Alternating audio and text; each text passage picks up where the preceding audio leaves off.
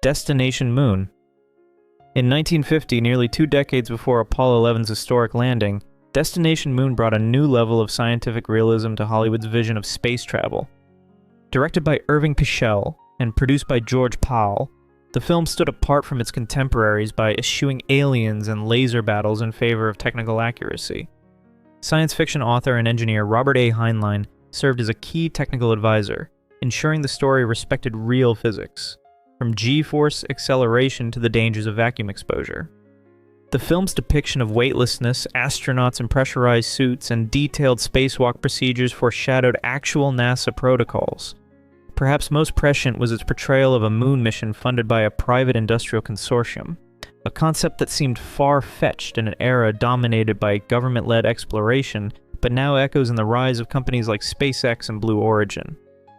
Rumors persist that Destination Moon helped spark interest in aerospace circles and nudge public sentiment toward the feasibility of space travel, possibly laying cultural groundwork for programs like Project Mercury and Apollo. Whether myth or a reality, the film's impact is undeniable. It won the Academy Award for Best Special Effects in 1951, with its lunar miniatures and matte paintings praised for their realism. The film marked a turning point for science fiction, steering the genre away from pulp fantasy and toward plausible, sometimes uncannily accurate futures. In doing so, Destination Moon not only entertained but also inspired a generation to look skyward and imagine what might truly be possible.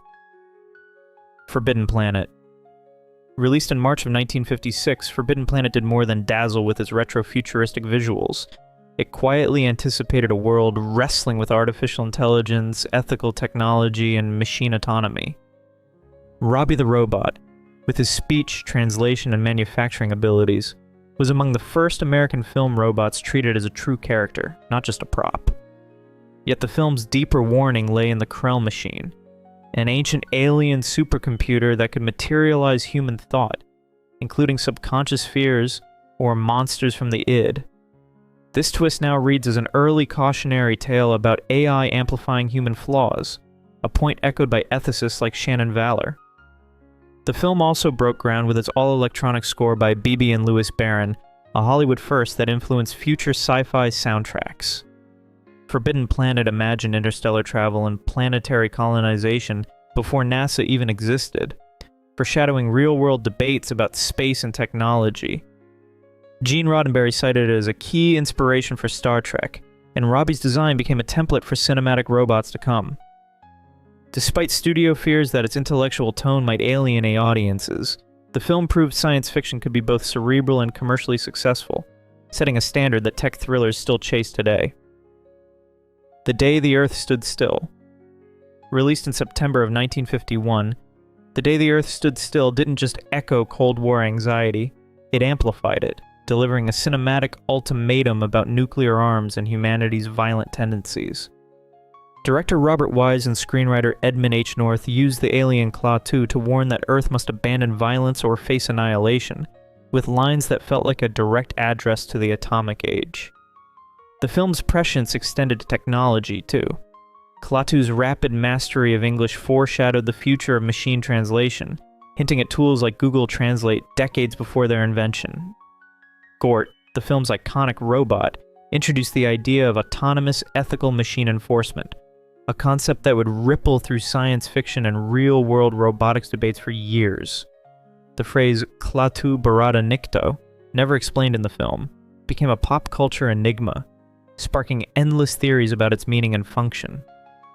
Unlike many sci-fi films of its era, The Day the Earth Stood Still endured, earning a place in the National Film Registry in 1995 and cementing its legacy as both a warning and a touchstone for the genre. On the Beach.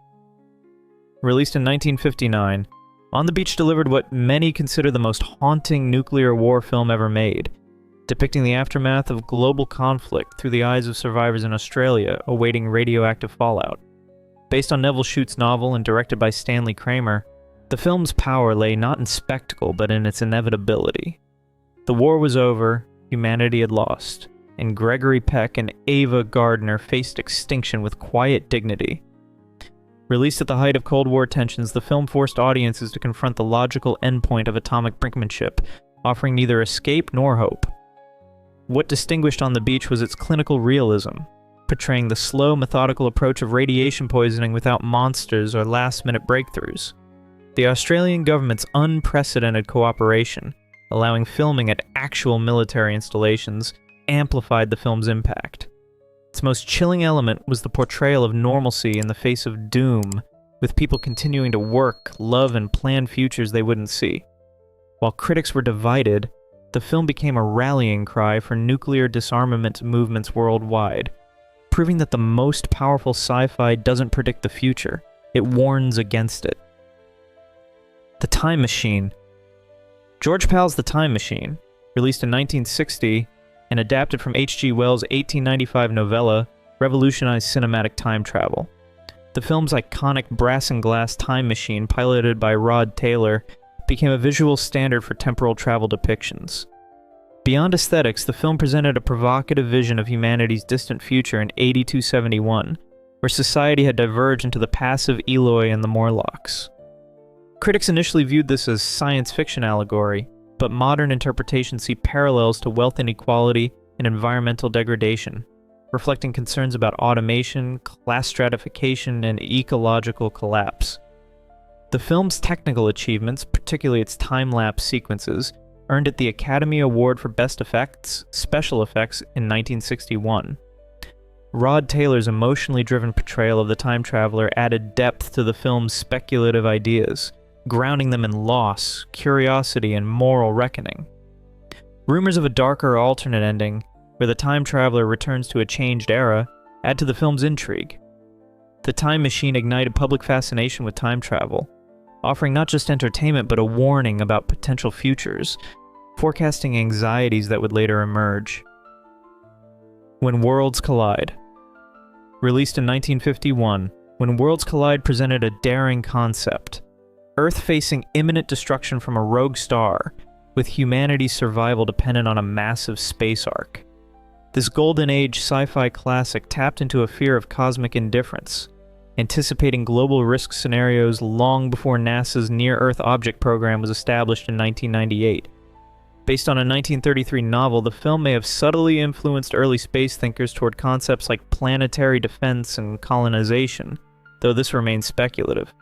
The film's bold premise and focus on a global threat set it apart from other science fiction films of the time, offering a unique perspective on humanity's place in the universe.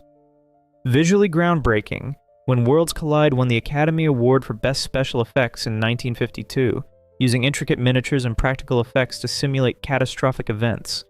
These visuals influenced the tone and ambition of later sci-fi blockbusters, setting a new standard for disaster sequences. Beyond the spectacle, the film delivered a hopeful message of global unity, emphasizing cooperation and scientific resolve as essential for survival. Its themes of sacrifice, resilience, and the challenge of starting anew continue to resonate in modern discussions about climate change, space colonization, and humanity's long-term prospects, suggesting that its vision helped shape how some imagine the future, not just as a warning, but as an inspiration. Invasion of the Body Snatchers. Don Siegel's Invasion of the Body Snatchers, released in 1956, terrified audiences by depicting alien seed pods replacing humans with emotionless duplicates, functioning as both sci-fi thriller and political allegory. Set during the McCarthy era, the film's fear of secret replacement resonated with anxieties about communist infiltration and the pressure to conform. Its ambiguous political stance allowed both sides of the Cold War divide to see their fears reflected, with the pods representing foreign ideology, loss of individuality, or the pressure to blend in, giving the film lasting power. The film's low budget led to creative solutions, enhancing its effectiveness through stark black and white cinematography and minimal special effects, relying on psychological horror. Dr. Miles Bennell's growing isolation mirrored political dissidence and authoritarian systems, creating a template for paranoid thrillers. Although the studio altered the original bleak ending, the film's core message about the erosion of humanity remains relevant, warning that the greatest threat may come from within, especially in an age of increasing surveillance and social media conformity. The Fly. In 1958, The Fly delivered more than just monster movie thrills. It tapped into Cold War-era anxiety about science racing ahead of ethics. The plot follows André Delambre, a scientist whose teleportation device malfunctions after a housefly sneaks into the chamber, fusing man and insect in a disturbing twist of fate. While it may sound like classic pulp, the film's subtext struck a nerve.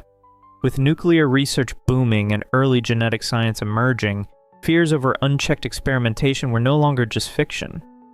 As horror historian David J. Schall observed, the era's scientific wonders were starting to blur with nightmares. The makeup effects, crafted by Howard Smith, pushed visual boundaries, particularly in the now iconic Help Me scene, where a tiny human-headed fly pleads from a spider's web.